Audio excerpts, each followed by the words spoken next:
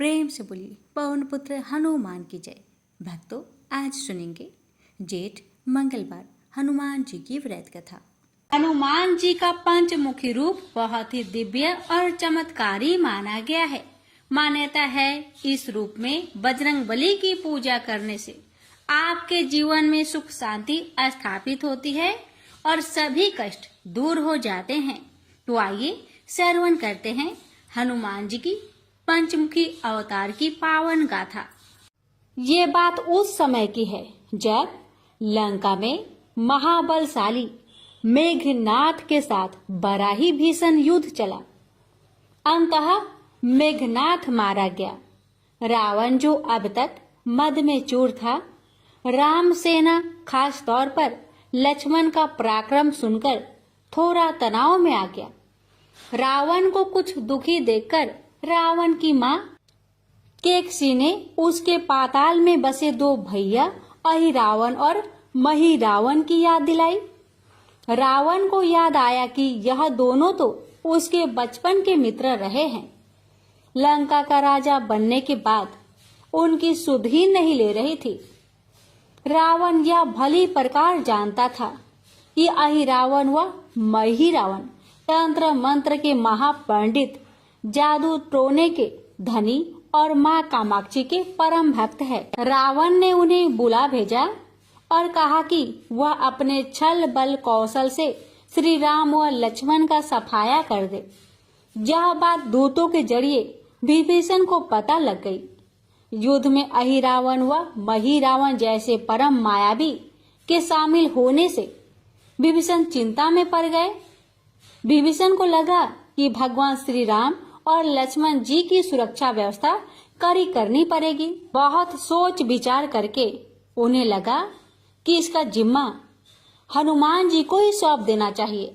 राम लक्ष्मण जी का कुटिया लंका में सुबेल पर्वत पर बना हुआ था। हनुमान जी ने भगवान श्री राम की कुटिया के चारों ओर एक सुरक्षा का कवच खींच दिया था।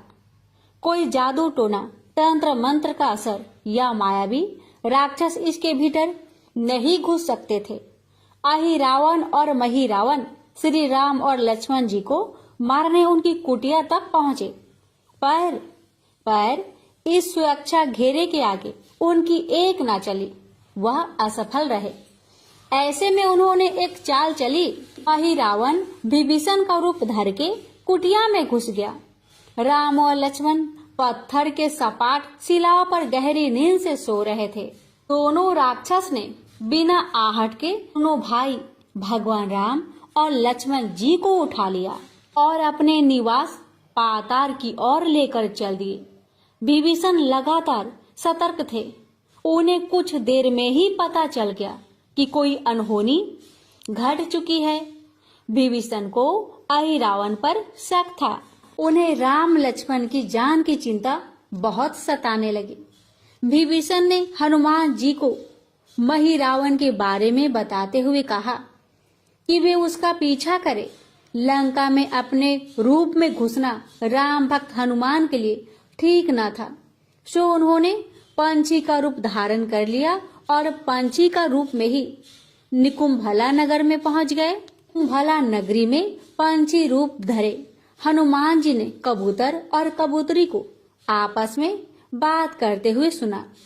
कबूतर और कबूतरी एक दूसरे से कह रहे थे कि अब रावण की जीत पक्की है। अहिरावण व महिरावण राम लक्ष्मण को बलि चढ़ा देंगे, बस सारा युद्ध समाप्त हो। कबूतर की बातों से ही बजरंग बली को पता चला कि दोनों राक्षस राम और लक्ष्मण को सोते में ही उठाकर कामाक्षी देवी को बलि चढ़ाने पाताल लोक ले गए हैं। हनुमान जी वायु के वेग से रसातल की ओर बढ़े और तुरंत वहां पहुंचे। हनुमान जी को रसातल के प्रवेश द्वार पर एक अद्भुत पहरेदार मिला। इसका आधा शरीर बानर का और आधा शरीर मछली का था। उसने हनुमान जी को पाताल में प्रवेश करने से रोक दिया। द्वार पर हनुमान जी से बोला कि मुझको परास्त किए बिना तुम्हारा भीतर जाना संभव नहीं है। दोनों में घमासान लड़ाई हुई। हनुमान जी की आशा के विपरीत यह बड़ा ही बलशाली और कुशल योद्धा निकला। दोनों ही बड़े बलशाली थे। दोनों में बहुत भयंकर युद्ध हुआ, परंतु वह बजरंग बली के आगे टिक नहीं सका। आखिरकार हनुमान जी ने उसे परास्त कर दिया और उस द्वारपाल की प्रशंसा करने से अपने आप को रोक नहीं पाए। तब हनुमान जी ने उस वीर से पूछा कि हे वीर, तुम कौन हो? अपना परिचय तो दो। तुम्हारा स्वरूप भी कुछ ऐसा है कि उसे देखकर मुझे कौतूहल हो रहा है। उस वीर ने उत्तर दिया, मैं हनुमान का पुत्र हूँ और एक मछली से पैदा हुआ हूँ। मेरा नाम है मकरध्वज। हनुमान जी ने यह सुना तो बड़े ही आश्चर्य में पड़ गए। वह वीर की बात सुनने लगे। मकरध्वज ने कहा, लंका दहन के बाद हनुमान जी समुद्र में अपनी अग्नि शांत करने के लिए पहुंचे। उस समय उनके शरीर से गिरते पसीने में से एक बूंद मेरी माँ के मुख में चला गया और उसी से मेरी माँ गर्भवती हो गई। उसी से मेरा जन्म हुआ है। हनुमान जी ने जब यह सुना तो मकरध्वज को बताया कि वह कोई और नहीं, स्वयं हनुमान है। यह सुनकर मकरध्वज ने हनुमान जी के चरण स्पर्श किए और हनुमान जी ने भी अपने बेटे को गले से लगा लिया और वहां आने का पूरा कारण बताया। उन्होंने अपने पुत्र से कहा कि अपने पिता के स्वामी की रक्षा में सहायता करो। मकरध्वज ने हनुमान जी को बताया कि कुछ ही देर में राक्षस बलि के लिए आने वाले हैं। बेहतर होगा कि आप रूप बदलकर कामाक्षी के मंदिर में जाकर बैठ जाइए। उनको सारी पूजा झरोखे से करने को कहे। हनुमान जी ने पहले तो मधुमक्खी का भेष धारण कर माँ कामाक्षी के मंदिर में घुस गए। हनुमान जी ने माँ कामाक्षी को नमस्कार कर सफलता की कामना की और फिर पूछा, हे माँ, क्या आप वास्तव में श्री राम जी और लक्ष्मण जी की बलि चाहती हैं? हनुमान जी के इस प्रश्न पर माँ कामाक्षी ने उत्तर दिया कि नहीं, मैं तो दुष्ट अहिरावण व महिरावण की बलि चाहती हूँ।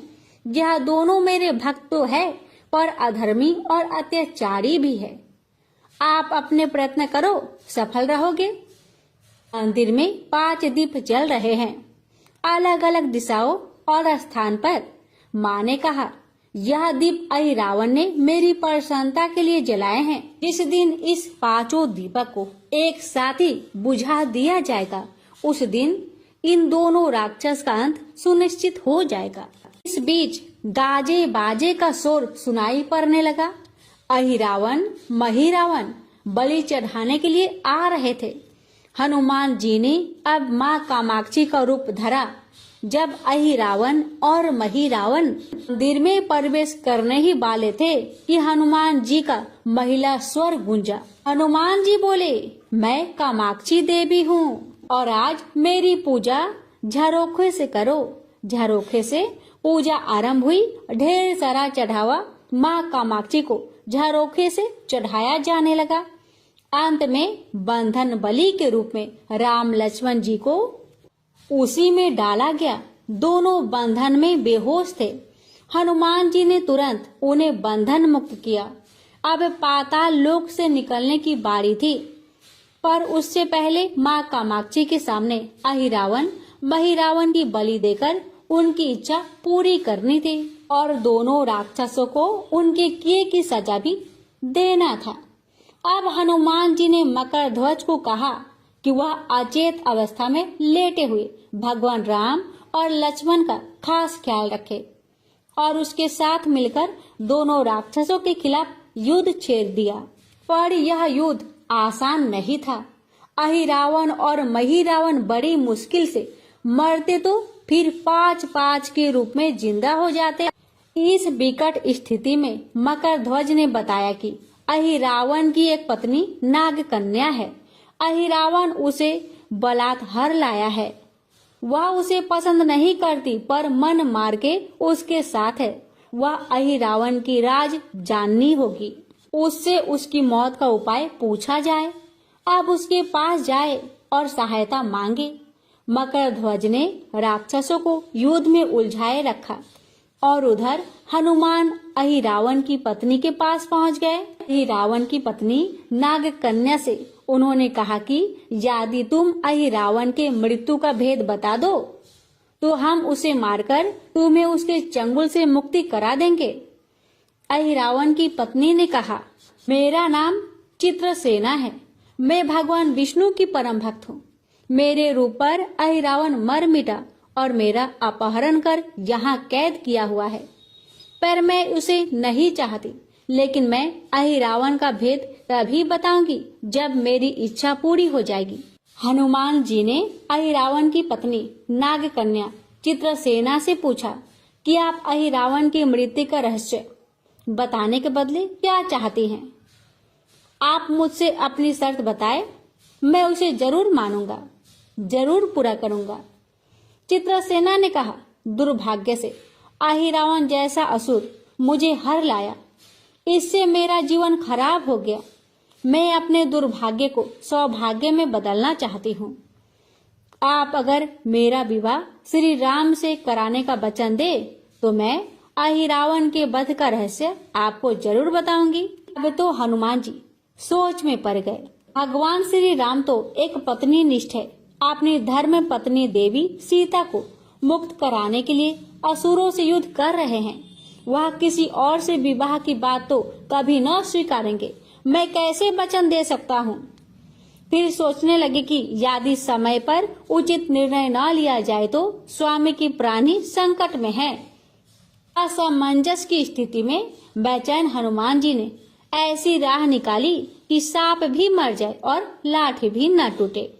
हनुमान जी बोले, तुम्हारी शर्त स्वीकार है, पर हमारी भी एक शर्त है। वह विवाह तभी होगा जब तुम्हारे साथ भगवान राम जिस पलंग पर आसीन होंगे वह सही सलामत रहना चाहिए।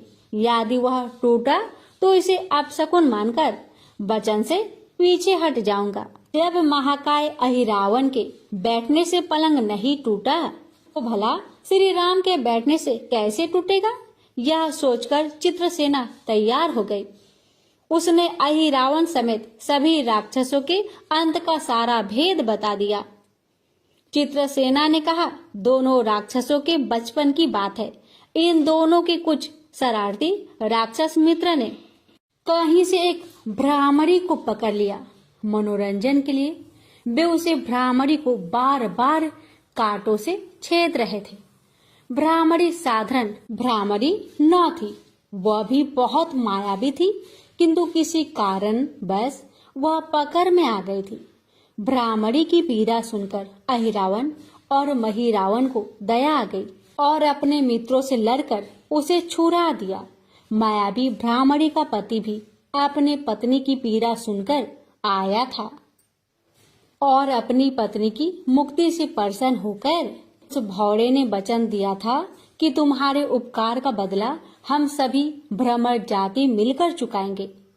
ये भौरे अधिकतर उसके शयन कक्ष के पास रहते हैं। ये सब बड़ी भारी संख्या में हैं। दोनों राक्षसों को जब भी मारने का प्रयास हुआ है और ये मरने को हो जाते हैं तब भ्रमर उनके मुख में एक बूंद अमृत का डाल देते हैं। उस अमृत के कारण ये दोनों राक्षस मरकर भी जिंदा हो जाया करते हैं। इनके कई कई रूप उसी अमृत के कारण हैं। इन्हें जितनी बार फिर से जीवित किया जाता है उनके उतने नए रूप बन जाते हैं।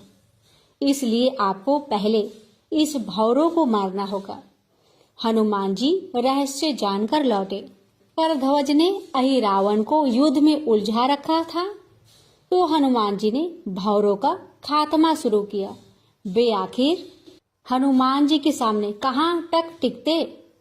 जब सारे भ्रमर खत्म हो गए और केवल एक बचा तो वह हनुमान जी के चरणों में लौट गया। उसने हनुमान जी से प्राण रक्षा की याचना की। हनुमान जी पसीज गए। उन्होंने उसे क्षमा करते हुए एक काम सौंपा।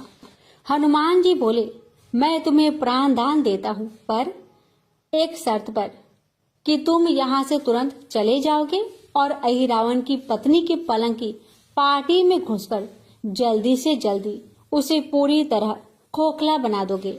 और तत्काल चित्रसेना की पलंग की पार्टी में घुसने के लिए प्रस्थान कर गया। और अहिरावण और महिरावण को अपने चमत्कार के लुप्त होने से बहुत अचरज हुआ और उन्होंने मायावी युद्ध जारी रखा। भ्रमरों को हनुमान जी ने समाप्त कर दिया। फिर भी हनुमान जी के हाथों अहिरावण और महिरावण का अंत नहीं हो पा रहा था। यह देखकर हनुमान जी कुछ चिंतित हुए। फिर उन्हें कामाक्षी देवी का वचन याद आया। देवी ने बताया था कि अहिरावण की सिद्धि है कि जब पांचों दीपकों को एक साथ बुझाएंगे तभी वे नए नए रूप धारण करने में असमर्थ होगा और उसका वध हो सकेगा। हनुमान जी ने तत्काल पंचमुखी रूप धारण कर लिए। उत्तर दिशा में वाराह मुख, दक्षिण दिशा में नरसिंह मुख, पश्चिम में गरुड़ मुख, आकाश की ओर हयग्रीव मुख एवं पूर्व दिशा में हनुमान जी का मुख। उसके बाद हनुमान जी ने अपने पांचों मुख द्वारा एक साथ पांचों दीपक को बुझा दिए। अब उनके बार बार पैदा होने और लंबे समय तक जिंदा रहने की सारी आकांक्षाएं समाप्त हो गई। अब हनुमान जी के हाथों से महिरावण और अहिरावण दोनों मारे गए। इसके बाद उन्होंने श्री राम और लक्ष्मण जी की मूर्छा दूर करने के लिए उपाय किए। दोनों भाई होश में आ गए। चित्रसेना भी वहां आ गई थी। हनुमान जी ने कहा, प्रभु अब आप अहिरावण और महिरावण के छल और बंधन से मुक्त हुए, पर इसके लिए हमें इस नाग कन्या की सहायता लेनी पड़ी थी। अहिरावण इसे बलपूर्वक उठा लाया था। वह आपसे विवाह करना चाहती है। कृपया उससे विवाह कर अपने साथ ले चले, इससे उसे भी मुक्ति मिल जाएगी। श्री राम हनुमान जी की बात सुनकर चकरा गए। इससे पहले कि वह कुछ कह पाते, हनुमान जी ने ही कह दिया, भगवान आप तो मुक्तिदाता है। रावण को मारने का भेद इसी ने बताया है। इसके बिना हम उसे मारकर आपको बचाने में सफल ना हो पाते। कृपा निधान इसे भी मुक्ति मिलनी चाहिए। परंतु आप चिंता ना करें, हम सबका जीवन बचाने वाले के प्रति बस इतना ही कीजिए कि आप बस इस पलंग पर बैठिए, बाकी का काम मैं संपन्न करवाता हूँ। हनुमान जी इतनी तेजी से सारे कार्य करते जा रहे थे कि इससे भी राम जी और लक्ष्मण जी दोनों चिंता में पड़ गए। वह कोई कदम उठाते कि तब तक हनुमान जी ने भगवान राम की बाह पकड़ ली। हनुमान जी ने भावावेश में प्रभु श्री राम की बाह पकड़कर चित्रसेना के उस सजे धजे विशाल पलंग पर बिठा दिया। भगवान राम कुछ समझ पाते कि तभी पलंग की खोखली पाटी चरचरा कर टूट गई। पलंग धराशायी हो गई। चित्रसेना भी जमीन पर आ गिरी। हनुमान जी हंस पड़े और फिर चित्रसेना से बोले, अब तुम्हारी शर्त तो पूरी हुई नहीं, इसलिए यह विवाह नहीं हो सकता। तुम मुक्त हो और हम तुम्हें तुम्हारे लोग भेजने का प्रबंध करते हैं। अब तो चित्रसेना समझ गई कि उसके साथ छल हुआ है। उसने कहा कि उसके साथ छल हुआ है। मर्यादा पुरुषोत्तम के सेवक उनके सामने किसी के साथ छल करे, ये तो बहुत ही अनुचित है। मैं हनुमान को श्राप दूंगी। चित्रसेना ने हनुमान जी को श्राप देने ही जा रही थी। श्री राम का सम्मोहन भंग हुआ। वह इस पूरे नाटक को समझ गए। उन्होंने चित्रसेना को समझाया, मैंने एक पत्नी धर्म से बंधे होने का संकल्प लिया है, इसलिए हनुमान जी को यह करना पड़ा। उन्हें क्षमा कर दो। क्रोधित चित्रसेना तो उनसे विवाह करने की जिद पकड़ी बैठी थी। श्री राम ने कहा, मैं जब द्वारपर में श्री कृष्ण अवतार लूंगा तब तुम्हें सत्यभामा के रूप में अपनी पटरानी बनाऊंगा। इससे वह मान गई। हनुमान जी ने चित्रसेना को उसके पिता के पास पहुंचा दिया। चित्रसेना को प्रभु ने अगले जन्म में पत्नी बनाने का वरदान दिया था। भगवान विष्णु की पत्नी बनने की चाह में उसने स्वयं को अग्नि में भस्म कर लिया। श्री राम और लक्ष्मण मकर ध्वज और हनुमान जी सहित वापस लंका में सुबेल पर्वत पर लौट आए। प्यारे भक्तों, ये थी पंचमुखी हनुमान जी की पावन कथा। इस कथा के श्रवण मात्र से ही हर मनोकामना अवश्य पूरी हो जाती है। अब सुनिए भगवान राम की महिमा की कथा। यह कहानी कुबाजी महाराज की है, जिनका नाम उनके गुरुदेव द्वारा केवल राम जी रखा गया था। वे एक कुम्हार थे। उन्होंने श्री कृष्णदास पायहारी जी के सत्संग में जाना शुरू किया और उन्हें सतगुरु रूप में वरण किया। जाति से वे कुम्हार थे, लेकिन उनकी स्थिति महान संतों के समान हो गई थी।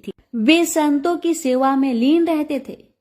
उन्होंने समझ लिया कि संत सेवा ही भगवत कृपा का मुख्य साधन है। यदि संतों की आराधना की जाए तो भगवान को प्राप्त करना सहज हो जाता है। कोई भी वैष्णव या संत उनके घर आता तो वे उनका आदर पूर्वक सत्कार करते। उनके घर में साधु संतों का आना जाना लगा रहता था। वे महीने में केवल 30 बर्तन बनाते थे और उनमें से रोज केवल एक ही बेचते थे। इस सीमित कमाई से ही वे अपने परिवार का भरण पोषण करते और शेष धन से संत सेवा करते थे। वे अधिक बर्तन इसलिए नहीं बनाते थे क्योंकि उनका मत था कि यदि हम अधिक व्यापार और सांसारिक गतिविधियों में उलझ जाएंगे तो हमारा मन आंतरिक भजन में नहीं लगेगा। एक दिन उनके घर में बहुत से संतों की मंडली आई, किंतु उनके घर में संत सेवा के लिए कोई व्यवस्था नहीं थी। उन्होंने पत्नी से कहा, अब हमें किसी से उधार लेना पड़ेगा। संत आए हैं और वे भूखे नहीं रह सकते। वे ये भी कर सकते हैं कि संतों से हाथ जोड़कर विनम्रता पूर्वक कह देते कि उनके पास भोजन की व्यवस्था नहीं है, लेकिन उनके प्रेमी हृदय ने यह स्वीकार नहीं किया। उन्होंने सोचा संतों की सेवा के लिए ऋण भी लेना पड़े तो कोई दोष नहीं। वे एक महाजन के पास गए और कहा, हमारे घर 20-25 संत आए हैं, उनके लिए भोजन सामग्री चाहिए, कृपया हमें उधार दीजिए, हम धीरे धीरे इसे चुका देंगे। अधिकांश महाजनों ने यह कहकर मना कर दिया कि यह गरीब आदमी है, इसे उधार देने का कोई लाभ नहीं। लेकिन एक चतुर महाजन ने कहा, यदि तुम मेरा एक काम कर दो तो जितनी भी सामग्री चाहिए मैं दे सकता हूं। कुबाजी महाराज ने पूछा, आपका क्या काम है? महाराज ने कहा, हमारे कुएं की खुदाई का काम रुका हुआ है, यदि तुम उसे पूरा कर सको तो मैं तुम्हें संत सेवा के लिए सामग्री दे दूंगा। यह सुनकर कुबाजी महाराज ने खुश होते हुए सहमति दे दी। कुबाजी ने संतों की सेवा के लिए उधार लेना भी स्वीकार कर लिया। वे भक्तों की सेवा में इतने तन्मय थे कि उन्होंने सेवा की सामग्री ली और संतों की सेवा की। उनकी पत्नी भी इस सेवा में सहभागी बनी। फिर वे दोनों तय किया हुआ कार्य करने के लिए वापस आए। वे खुदाई करते हुए हर फावड़े के साथ राम नाम का उच्चारण करते। पत्नी मिट्टी बाहर फेंकती और वे वापस में भी ईश्वर के नाम लेकर ही संवाद करते। उन्हें मेहनत करता देखकर महाजन को तो आनंद हो गया। वह सोचने लगा कि थोड़ी सामग्री देकर उसने बहुत बड़ा कार्य करवा लिया।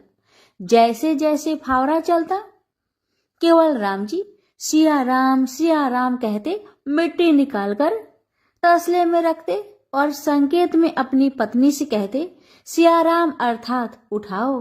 फिर वे कहते सिया राम और वह मिट्टी उठाती। इस प्रकार वे दोनों एक एक कदम आगे बढ़ते। अब वे कुआं खोदने में तत्लीन हो गए। खुदाई के दौरान मिट्टी खिसकने लगी क्योंकि चारों ओर रेतीली मिट्टी थी। कुछ ही समय में हजारों मन मिट्टी खिसक गई। कुआं गहरा हो चुका था और अब बस पानी निकलने की ही देरी थी कि अचानक ऊपर की पहाड़ी धंस गई और केवल राम जी मिट्टी के नीचे दब गए। मिट्टी इतनी तेजी से गिरी कि चारों ओर बस धूल ही धूल थी। अब किसी को भी यह संभव नहीं लग रहा था कि वे जीवित बचेंगे। उनकी पत्नी को समझाया गया कि अब कुछ भी संभव नहीं, लेकिन वे धैर्यवान थी। उन्होंने इसे प्रभु की इच्छा और अपने पारवंध का फल माना। 1 महीने तक कोई भी उस स्थान के पास नहीं गया, क्योंकि यह एक बहुत ही दुखद घटना थी। 1 महीना बीत गया और तभी उधर से गुजरने वाले कुछ लोगों ने अचानक नाम ध्वनि सुनी, सिया राम सिया राम सिया राम। यह ध्वनि अत्यंत आनंदमय थी। जो भी उस स्थान के पास गया वह इस ध्वनि को सुनकर रोमांचित हो उठा। यह कोई साधारण ध्वनि नहीं थी, यह गहन आध्यात्मिक ऊर्जा से भरी हुई थी। यात्रियों ने यह भी सुना कि सिर्फ नाम ही नहीं बल्कि मृदंग और करताल की ध्वनि भी आ रही थी। उसी समय उधर से एक राजा गुजरा, जिसने भीड़ देखकर पूछा कि यहाँ क्या हो रहा है। लोगों ने बताया कि यह स्थान वह है जहाँ केवल राम जी कुआं खोद रहे थे और मिट्टी के नीचे दब गए थे। राजा ने यह सुनते ही आदेश दिया कि तत्काल खुदाई करवाई जाए। लोगों ने कहा कि इतनी गहरी मिट्टी के नीचे कोई जीवित कैसे रह सकता है, लेकिन नाम ध्वनि स्पष्ट रूप से सुनाई दे रही थी। जब मिट्टी हटानी शुरू की गई तो एक गुफा जैसी संरचना दिखाई दी। प्रभु की कृपा देखिए, जहाँ केवल राम जी बैठे थे वहां मिट्टी नीचे तक नहीं गिरी थी, बल्कि ऊपर ही रुक गई थी। यह चमत्कार था। जब सभी ने देखा तो पाया कि केवल राम जी आरामदायक मुद्रा में बैठे हुए थे और जोर जोर से सिया राम का नाम जप रहे थे। उनके पास सुंदर पात्र में भोजन रखा था और जल भी रखा था। प्रश्न यह था कि यह भोजन और जल वहां कैसे पहुंचा। सोचिए, यदि किसी लिफ्ट में बिजली चली जाए तो कितनी घबराहट होती है। लेकिन यह भक्त तो एक गहरे कुएं में बैठे थे और न केवल जीवित थे बल्कि पूर्णतः आनंद मग्न भी थे। यह उनकी अटूट भक्ति और प्रभु के नाम पर दृढ़ विश्वास का परिणाम था। यह नाम जप का प्रभाव था कि उन्होंने किसी भी प्रकार की घबराहट महसूस नहीं की। प्यारे भक्तों, जो भक्त सच्चे मन से नाम जप करते हैं उसका पालन पोषण स्वयं भगवान करते हैं। जब खुदाई पूरी हुई तो सभी ने देखा कि केवल राम जी सुरक्षित थे। बस उनकी पीठ पर हल्की चोट आई थी, लेकिन वे पूर्णतः स्वस्थ थे। वे पूरे 1 महीने से उस स्थान पर थे और फिर भी उनके पास जल और भोजन उपलब्ध था। अब तो नगर के लोग दौड़ दौड़ कर आ रहे थे। अलग अलग गांव से लोग भेंट लेकर आ रहे थे।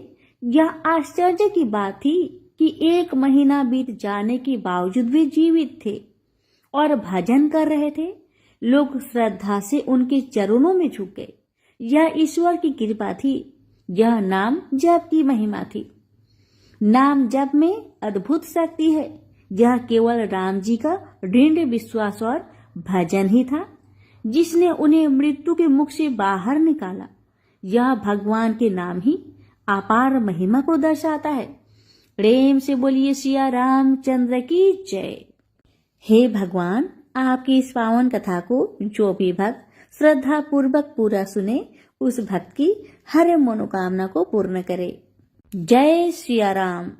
अब सुनेंगे मंगलवार व्रत में सुनी जाने वाली मंगल चंडी की व्रत कथा। एक गांव में एक शिकारी परिवार रहा करते थे। धर्मकेतु और उसकी पत्नी निधा, उनकी 5 बेटी थी। एक भी बेटा नहीं था जो वंश को आगे बढ़ाए, इसलिए धर्मकेतु दूसरी शादी करना चाहता था। निधा बहुत चिंतित और उदास रहती थी। एक दिन देवी चंडी एक ब्राह्मणी भेष में निधा के पास भिक्षा मांगने गई। निधा के व्यवहार से चंडी प्रसन्न होकर कुछ मांगने को कहा। निधा ने कहा, मेरे पास सब कुछ है पर कोई पुत्र नहीं है। चंडी के आशीर्वाद से उसे पुत्र की प्राप्ति हुई। नाम कालकेतु था। बड़ा ही वीर था। बड़ा हुआ उसका शादी फुलेरा से हुआ। वह सुशील लड़की थी। उसके आने से पहले शिकार कर लाया हुआ मांस कालकेतु की माँ हाट में बेचने जाया करती थी। पर उसके आ जाने के बाद अब काल केतु जंगल से जानवरों का शिकार कर लाता। फुलेरा उसके मांस, छाल, दांत आदि को हाट में बेचने जाया करती थी। हाट का मतलब है बाजार में बेचने जाया करती थी।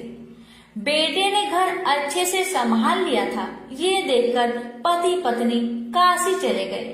अब हर रोज की तरह दोनों अपने काम में लगे रहते थे। काल केतु इतना ज्यादा शिकार करता कि जंगल के जानवर डरने लगे। सभी जानवरों ने जंगल के राजा सिंह से गुहार लगाई। गेंडे ने कहा, राजा जी, मैं बहुत दुखी हूँ, मेरे 7 भाई मारे गए। हिरनी ने कहा, मैं पतिहीन हो गई हूँ, जीवन बहुत पीड़ा दे रही है, मौत भी नहीं आ रही है।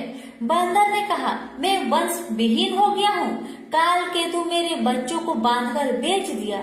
इसी तरह सभी जानवरों ने अपनी पीड़ा को राजा के सामने रखा।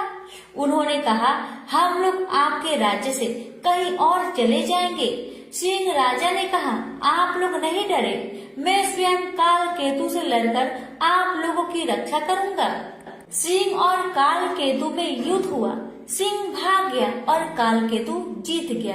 सभी जानवर अब देवी चंडी के पास पहुँचे और उनसे विनती किए, माँ, हमें काल केतु के हाथों से बचाओ, वह सभी जानवरों का शिकार कर रहा है, उससे छिपने का कोई जगह नहीं बचा है, हम कहाँ जाए माँ, हम क्या करें। तब चंडी माता ने सभी जानवरों को छुपा लिया और स्वयं एक सांप के रूप में बनकर जंगल के बीच में बैठ गए।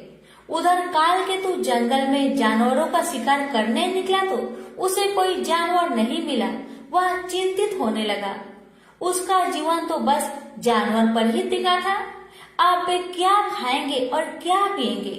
जंगल में उसे स्वर्ण गोधिका दिख गई, जो कि चंडी माता ने अपना वेश धारण करके बनाया था। स्वर्ण गोधिका का देखना अब शकुन माना जाता है, इसलिए काल केतु को गुस्सा आया और आगे बढ़ गया। उसने पूरी जंगल छान मारी पर कोई जानवर नहीं मिला। उसका दिन बिगड़ गया। आते वक्त उसने फिर से स्वर्ण गोधिका को देखा। उसने उसे पकड़ लिया और गुस्से से कहा, आज तुम्हें ही जिंदा पकाकर खाऊंगा। जब काल केतु घर आया तो फुलेरा घर पर नहीं थी। पड़ोसी से पता चला वह बाजार गई है। काल केतु स्वर्ण गोधिका को रस्सी से बांधकर फुलेरा के पास पहुंचा। फुलेरा बोली, घर में खाने को कुछ नहीं है और ये बासी मांस कोई नहीं खरीद रहा है। काल केतु ने फुलेरा को पड़ोसी से शिवली फूल के बदले चावल उधार मांगने को कहा और कहा, घर पर स्वर्ण गोधिका है, उसे पका लेना। काल केतु बाजार में रहकर बासी मांस बेचने लगा और फुलेरा चावल लेकर घर पहुंची। घर में स्वर्ण गोधिका नहीं था, बल्कि एक 16 साल की सुंदर कन्या रस्सी से बंधी थी। फुलेरा उसे देखकर डर गई कि इतनी सुंदर कन्या यहाँ क्या कर रही है। उसने कहा, तुम कौन हो, यहाँ क्या कर रही हो। कन्या ने कहा, मैं ब्राह्मण कन्या हूँ, मैं जंगल बीच में बैठी थी तो तुम्हारे पति ने मुझे यहाँ लाया है। ये सुनकर उसे गुस्सा आया, ये सोचकर कि कहीं ये मेरी सौतन तो नहीं। पर शांत होकर बड़े प्यार से उसे काल केतु और अपना कष्टदायक जिंदगी के बारे में कहने लगी ताकि वह कन्या अपने घर चली जाए। पर कन्या मानने को तैयार नहीं हुई। फुलेरा काल केतु के पास बाजार पहुंची और बोली, आप किसे घर लाए हैं? एक सुंदर कन्या घर में है। काल केतु को विश्वास नहीं हुआ क्योंकि उसने एक स्वर्ण गोधिका रखी थी। वे दोनों तुरंत घर आए। काल केतु उसे देख हैरान हुआ और उसके बारे में पूछने लगा और बोला, यहाँ से चली जाओ। जब कन्या राजी नहीं हुई तो उसने अपना तीर धनुष निकाल लिया। उसकी बहादुरी देखकर कन्या ने कहा, मैं चंडी हूँ, तुम आज से शिकार करना छोड़ दो, मैं तुम्हें गुजरात का राजा बनाती हूँ। पर काल केतु को उसका यकीन नहीं हुआ। वह बोला, अगर तुम चंडी देवी हो तो तुम असली रूप में आओ। चंडी ने उसे महिष मर्दनी का रूप दिखाया। तब दोनों उनके चरण पर गिर गए। चंडी बोली, हर मंगलवार मेरी पूजा करो और लोगों में मेरी पूजा का प्रचार कराओ। चंडी उन्हें एक अंगूठी दी जिसका मूल्य 7 करोड़ था। फुलेरा बोली, माँ, गुजरात जंगल से भरा है, उसे काटने और शहर बनाने में ही सारा धन चला जाएगा। चंडी ने 7 सोने से भरा कलश दिया और वे कलश कैलाश पर्वत पर चली गई। काल केतु अंगूठी को बेचने के लिए शिव मुरारी के पास पहुंचा। वह काल केतु से हमेशा मांस उधार में लिया करता था, इसलिए उसे लगा कि काल केतु उधार का पैसा लेने आया है। वह अपनी पत्नी को बाहर भेजा और छिपकर सारी बातें सुनने लगा। काल केतु के कुछ बोलने से पहले ही उसकी पत्नी बोली, मुरारी घर पर नहीं है, उधार का पैसा कल दे देंगे। काल केतु बोला, आप पैसा कल दे देना, मैं तो ये अंगूठी तुड़वाने आया था, अब दूसरे दुकानदार के पास जाना पड़ेगा। इतना सुनकर मुरारी दौड़ते हुए आया और अंगूठी देखा और झूठ बोला कि ये अंगूठी पीतल का है। उसने सोचा झूठ बोलकर वह अंगूठी स्वयं हड़प लेगा। काल केतु ने सोचा कि अंगूठी देवी को ही लौटा देगा। रात में चंडी ने मुरारी को सपने में अंगूठी का उचित मूल्य देने को कहा। उसने दूसरे दिन काल केतु को 7 कोटि रुपए दिए। काल केतु गुजरात के जंगल को कटवाने के लिए मजदूर लगवाया। जंगल में बाघ के डर से मजदूर जंगल के अंदर जाने को तैयार नहीं हो रहे थे। तब काल केतु स्वयं जंगल जाकर बाघ से लड़ा और उसे मार डाला। जंगल काटकर गुजरात शहर बसाया गया, पर गुजरात राज्य में कोई प्रजा न थी। काल केतु ने चंडी से प्रार्थना की, तब उन्होंने इंद्रदेव तथा समुद्र की मदद से कलिंग राज्य में भारी बरसात करवाई। नद नदी में बाढ़ आ गई। लोग कलिंग से गुजरात भागकर आने लगे। इस तरह ब्राह्मण, काष्ट, मुस्लिम आदि अनेक जाति के लोग गुजरात में आकर रहने लगे। काल केतु राज्य को सही तरीके से चलाने के लिए अच्छी अच्छी नीतियां बनाई। राज्य में एक व्यक्ति भानुदत्त भी रहता था। उसने मीठी मीठी बातें कहकर काल केतु के दरबार में ऊंची पद हासिल कर ली थी। उसने सभी को तंग कर रखा था। वह सभी के सामान ले जाता पर पैसा नहीं देता था। उसके अत्याचार से सभी लोगों ने काल केतु से उसकी शिकायत की। काल केतु ने उसे सजा दिया। भानुदत्त को यह सहन नहीं हुआ और वह कलिंग राजा के पास काल केतु की शिकायत करने गया। भानुदत्त कलिंग राज के दरबार में पहुंचकर राजा से कहने लगा कि आपके रहते कोई और दूसरा राजा शासन कैसे कर सकता है। कलिंग राज ने उससे पूछा, कौन है?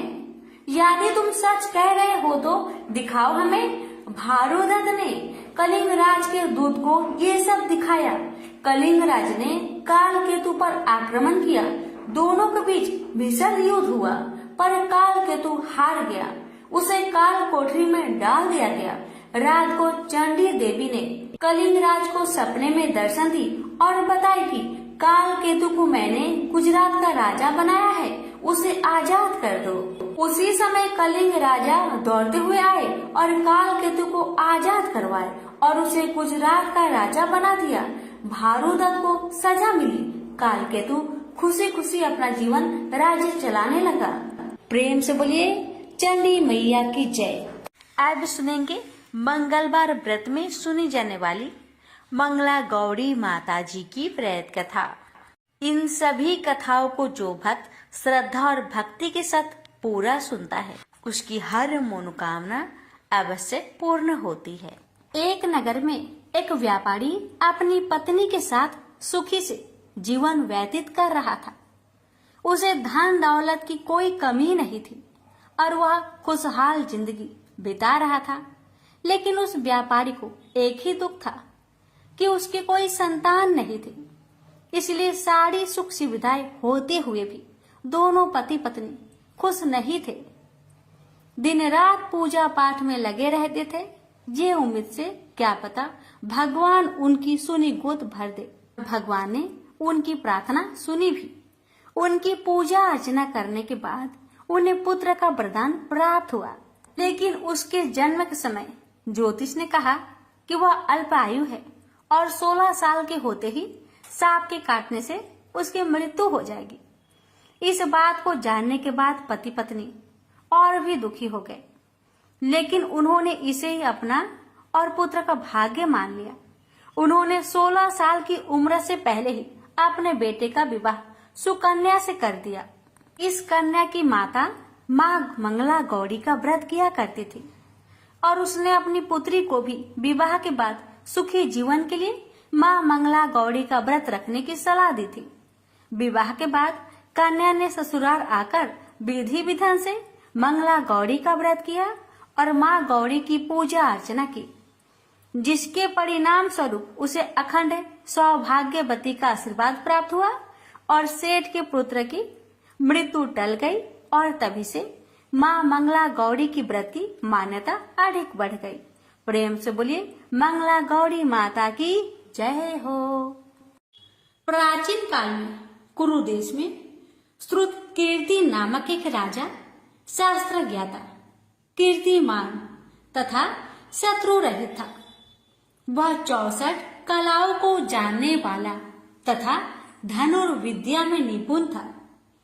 उसके यहाँ संसार की किसी वस्तु की कमी न थी। कमी थी तो केवल एक संतान की। संतान प्राप्ति के लिए वह दिन रात यत्न करता था। उसने संतान के लिए देवी की आराधना भी की। एक दिन देवी ने उसकी आराधना से प्रसन्न होकर उसे साक्षात दर्शन दिए और कहा, हे श्रुत कीर्ति, वर मांगो।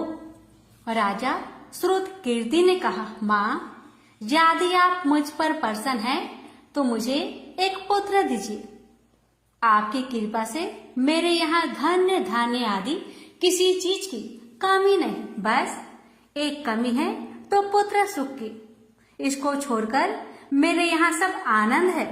राजा के ऐसे कहने पर देवी मुस्कुराई और उन्होंने कहा, राजन, तुमने एक दुर्लभ वस्तु की याचना की है, फिर भी तुमको पुत्र मैं अवश्य दूंगी।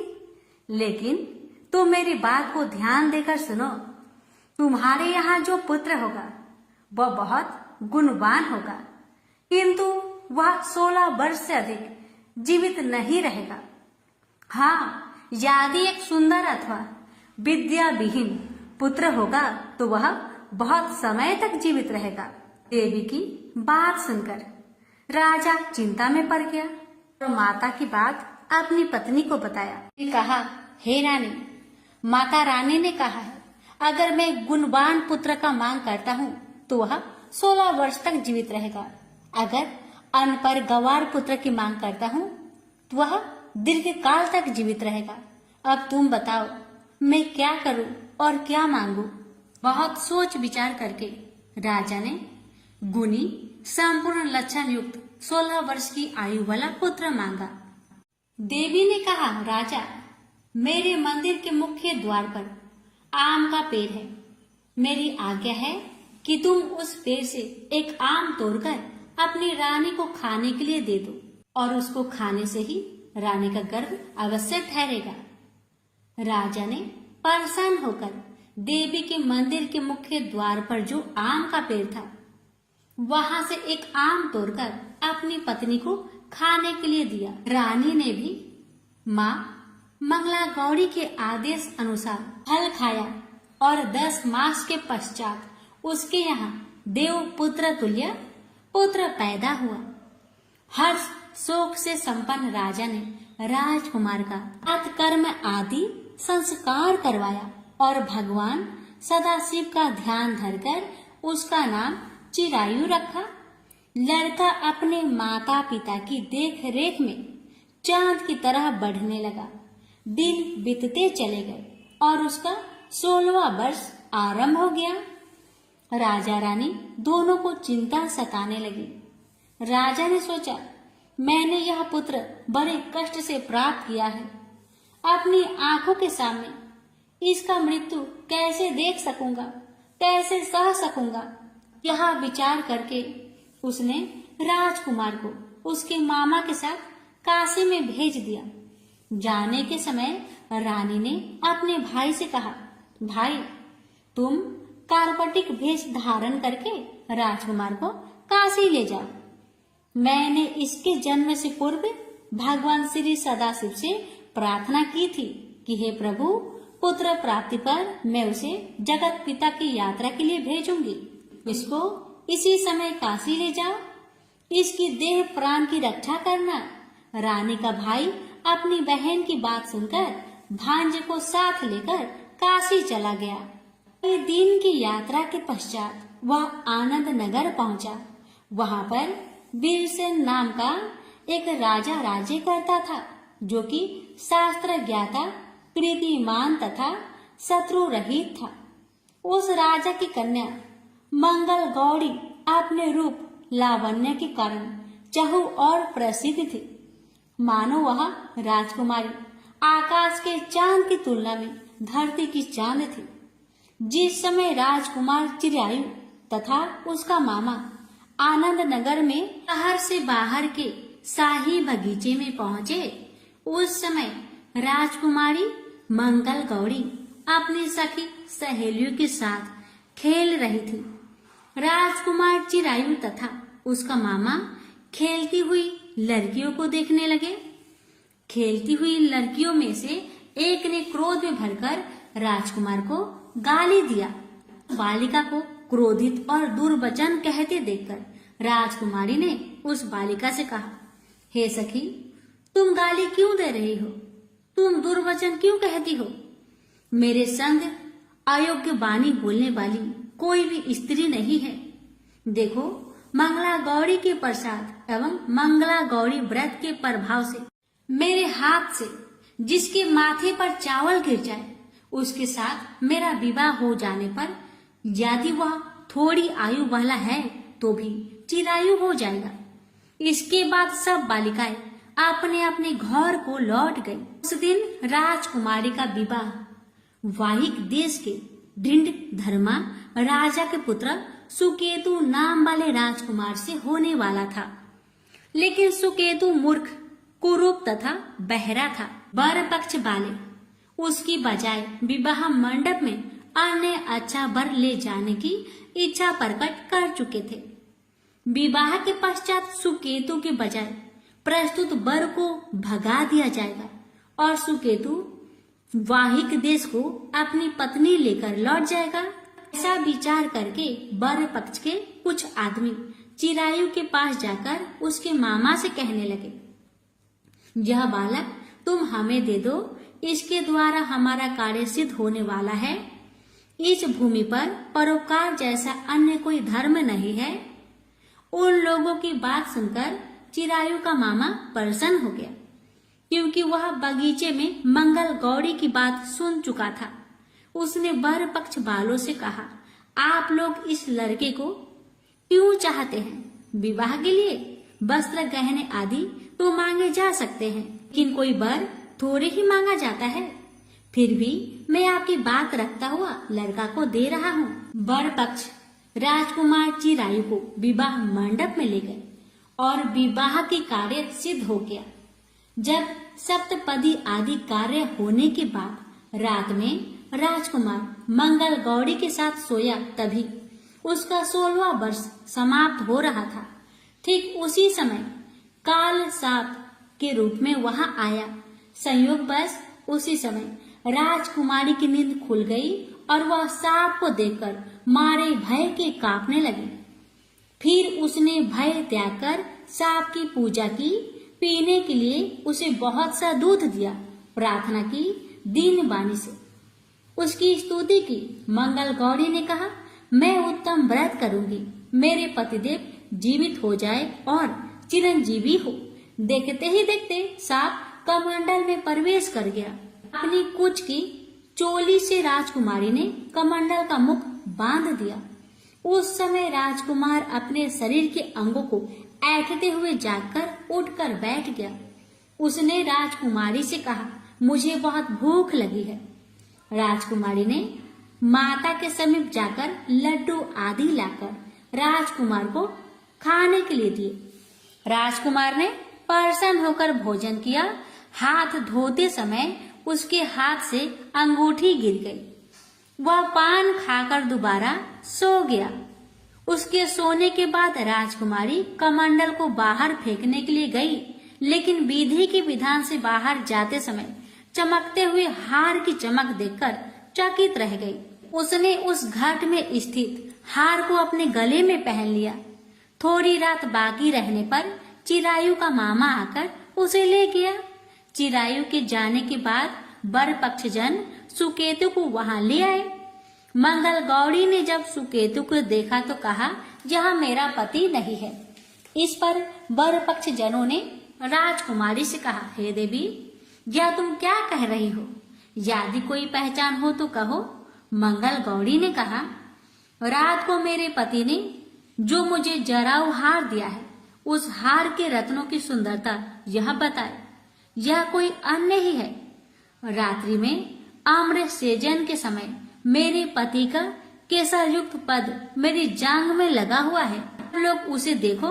रात के समय मेरे और मेरे पति के बीच जो बातचीत हुई है और हमने क्या भोजन किया था, ये भी बतलाए तो यह मेरा पति होगा। मंगल गौरी की बात सुनकर वर पक्ष जनों ने कहा, ठीक है, लेकिन सुकेतु उपरोक्त प्रश्नों में से किसी एक का भी उत्तर नहीं दे सका। इस पर कन्या पक्ष वालों ने उसके साथ राजकुमारी को भेजने से इनकार कर दिया और वर पक्ष जन अपना सा मुंह लेकर जैसे आए थे वैसे ही लौट गए। मंगल गौरी के पिता महाराजा वीरसेन ने प्रसन्न होकर एक महान यज्ञ रचाया। उसने ये भी सुना कि वर पक्ष जन किस प्रकार अपने कुरूप राजकुमार के बजाय किसी अन्य सुंदर युवक को विवाह के मंडप में ले आए थे और उसके साथ मंगल गौरी का विवाह हुआ था। अब मंगल गौरी राजमहल के बरामदे में एक जिक्र की ओट में बैठ गई और प्रत्येक आते जाते यात्री को देखने लगी ताकि उनमें कहीं उसे चिरायु दिखाई दे जाए। उधर चिरायु भी अपनी ससुराल का हाल जानने के लिए अपने मामा के साथ वहां आ पहुंचा। जो ही वह चिक के सामने से गुजरा, मंगल गौरी ने उसे देखकर कहा, पिताजी, मेरे पति आ गए हैं। राजा ने तुरंत ही मामा भांजे को राजभवन के भीतर बुलवा भेजा। मंगल गौरी की बताई हुई सब निशानियां चिरायु में मौजूद थी। राजा ने वस्त्र भरण अवश्य, गज रथ तथा अन्य बहुत सी चीजों के साथ मंगल गौरी चिरायु के साथ कर दी। उसके बाद चिरायु राजा वीरसेन से विदा होकर अपनी पत्नी एवं मामा के साथ कुल नंदन सेना सहित अपने नगर को गया। जब उसके माता पिता ने लोगों के मुख से उसकी वापस आने की बातें सुनी तो उन्हें इस बात का विश्वास ही नहीं हुआ। वे बड़े हैरान हो गए और सोचने लगे, लो, भाग्य के विपरीत कैसे हो सकता है। वह अभी यह सोच ही रहे थे कि राजकुमार चिरायु ने माता और पिता के चरणों में प्रणाम किया।